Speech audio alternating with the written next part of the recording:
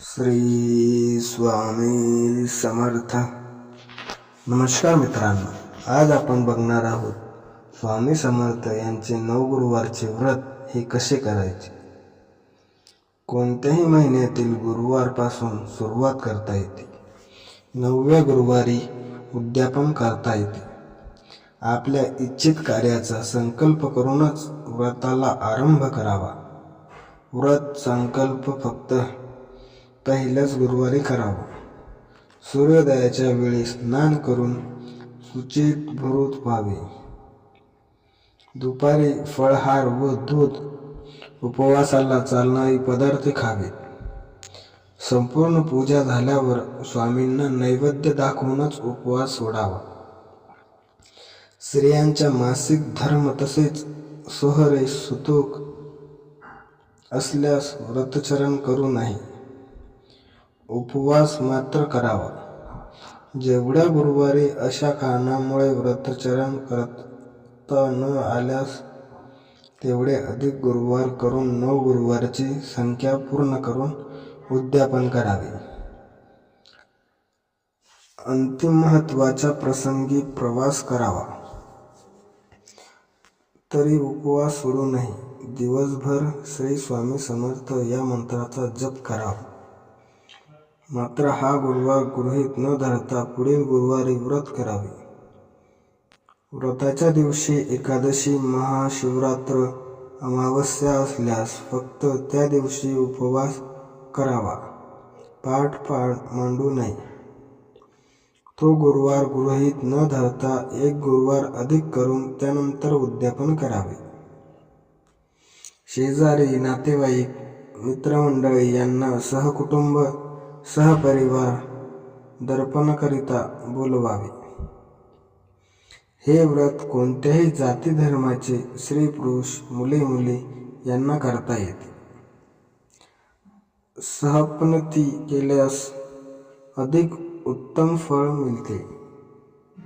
पूजेकरिता सुपारी, फळे उत्तम प्रतीची असावी.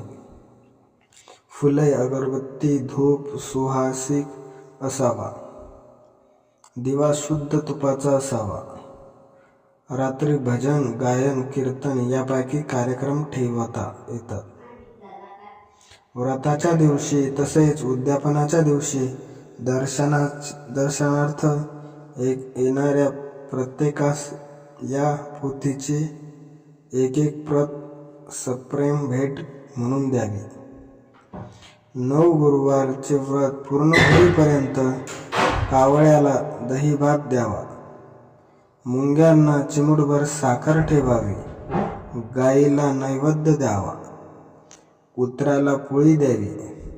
गरिबाला शिजवलेले अन्न तुम्ही देऊ शकता.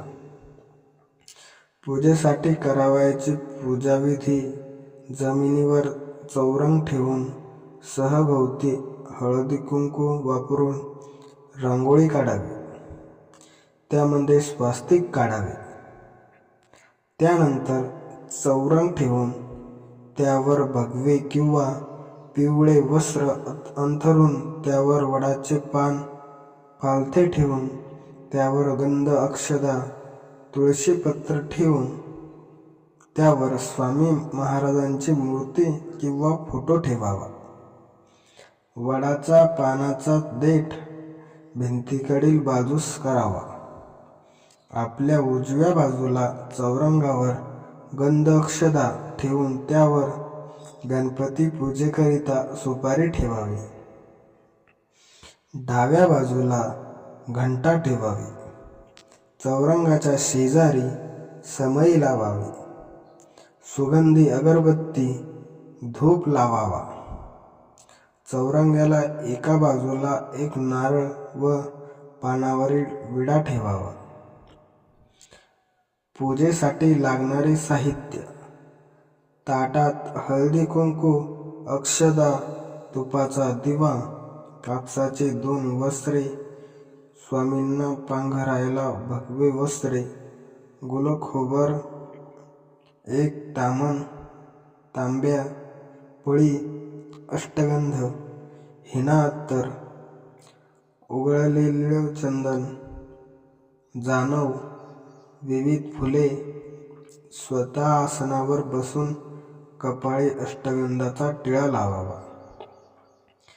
फक्त पहिल्या गुरुवारी उजव्या हातात गंधयुक्त अक्षदा, पळीभर पाणी, तुळशीपत्र घेऊन आपल्या इच्छित कार्याचा संकल्प करावा आणि ते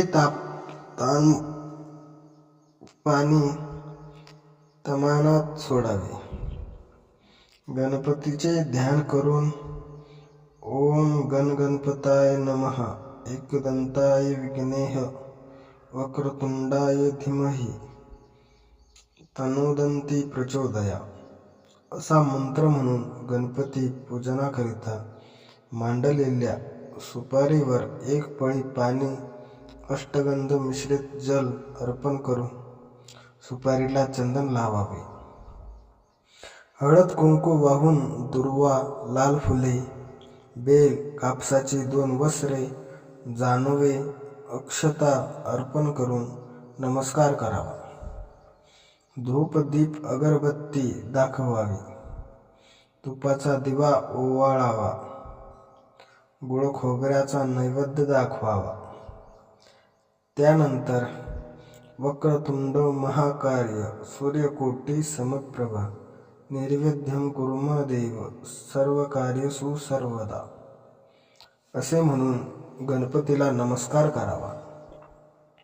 घंटा वाजवावी. घंटेला हळद कुंकू, अक्षता, गंध, फूल अर्पण करून अगरबत्ती, धूप दाखवावा. दीप ओवाळून घंटा वाजवावी आणि नमस्कार करावा.